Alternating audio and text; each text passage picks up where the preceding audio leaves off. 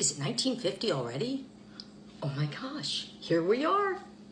And we are gonna try that magic tomato soup cake. Right? Never had it, always wondered about that. What's it taste like? It's been around since 1950, so been around longer than me, that's for sure. We're gonna get started on that. We're gonna start with 1 cup of sugar, 2 tablespoons of, not butter, it calls for margarine, so we got margarine. And yes, I measured my sugar for anybody that's asking. And 2 tablespoons of margarine, and they said make sure that it's softened, so that's what I did. So here we go, and we need to mix this all together first, so that's what we're going to do. Let's get this all mixed together. We got this all mixed together good. Now we're going to move this over and time to get to sifting. So this is funny. This recipe says we're supposed to sift this 3 times. 3 times, not once, not twice, but 3 times. So that's what we're going to do because we follow that recipe, you know. So we're going to start with, it says all the dry ingredients in here, except for, of course, the sugar because that's in with the butter. So we got 2 cups of flour. So we'll put that right on in there. And 1 teaspoon of baking soda. 1/4 teaspoon of salt. 1 teaspoon of nutmeg, 1 teaspoon of clove, ground, and 1 teaspoon of cinnamon. So I'm guessing it's going to kind of have that, you know, cinnamon spice kind of thing going on, you know, like a spice cake, but you never know, you never know. So I'm going to go ahead and sift this all through once, and then we got to do it twice, then we got to do it 3 times, because we got to follow these directions. You know us, we got to do it to the T. Okay, now we're going on to sift number 2.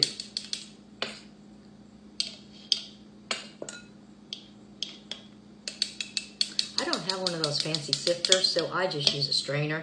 It does the same thing. Now it's time to sift it for the 3rd time. This is supposed to make it real fluffy or something, I guess. We'll find out. It's going to sure be sifted well. Alrighty, so it's not happy hour, but we're going to crack a can open. That's right, it's time for that magicness to happen. We are going to add in 1 can of tomato soup. Looks like Chef Boyardee. Just saying. Okay, I'm going with it. I'm on this recipe, and if they've been doing this since 1950, they've been doing something right? I'm just guessing. Okay, we want to get all this goodness out here. Make sure we get it all. Okay, so we're going to add that in, and we're going to add in our creamed butter with sugar. So we're going to add this in now.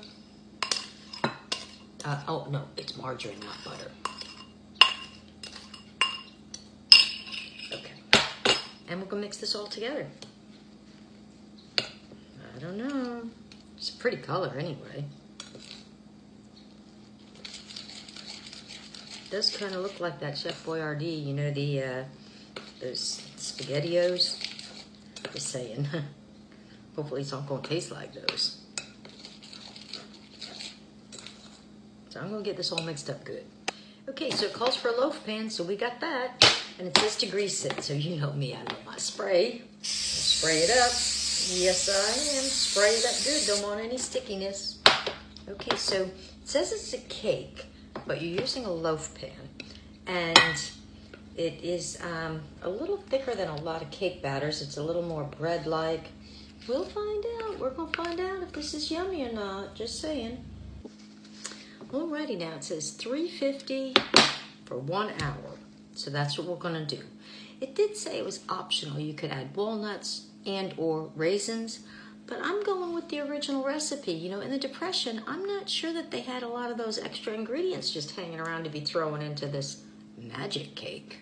Just saying, you know, I mean, that might have been a real premium thing, you know, raisins and walnuts. But anyway, I'm going to get this into the oven, and I'll see you guys in about an hour, and hopefully it's, let's hope. Alrighty, it actually smells quite good for a magic cake. And we're gonna let it cool, and then we're gonna taste it. Alrighty, it's starting to cool off. So I thought let's cut the end off first, right? It smells really good. And so I'm gonna cut a couple of slices for me and Meg. And then it will be tasty taste time. Oops. Looks good. They say you can frost it, but I think during the Depression, I mean, I'm not sure that, they say like a cream cheese frosting or something, but I'm not sure that that was really the thing then. But, so I'm just going to go with it just like this. So let me see if I can get Meg, and it'll be time for tasty taste time. Alrighty, it's starting to cool off. So I thought let's cut the end off first, right? It smells really good. And so I'm gonna cut a couple of slices for me and Meg. And then it will be tasty taste time. Oops. Looks good. They say you can frost it, but I think during the Depression, I mean, I'm not sure that, they say like a cream cheese frosting or something, but I'm not sure that that was really the thing then. But, so I'm just going to go with it just like this. So let me see if I can get Meg, and it'll be time for tasty taste time. So this is right from 1950, and it's magic cake. It smells like molasses. I think it smells kind of like a spice cake, Yeah.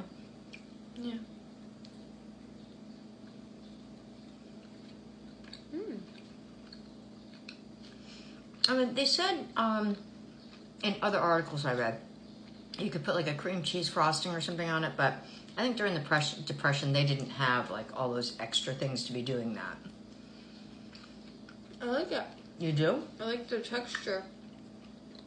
It's like bouncy and chewy. Yeah, well, you triple sift. That must have been why they said triple sift the flour and everything, and I did, just what they said. So I didn't tell you the official name of the cake. The official name is the Magic Tomato Soup Cake. So you put a can of tomato soup in it. Bye, guys. But it was good, right? See, that's what happens. I can't tell her every time. It was good. That's good. It is good. Goodbye.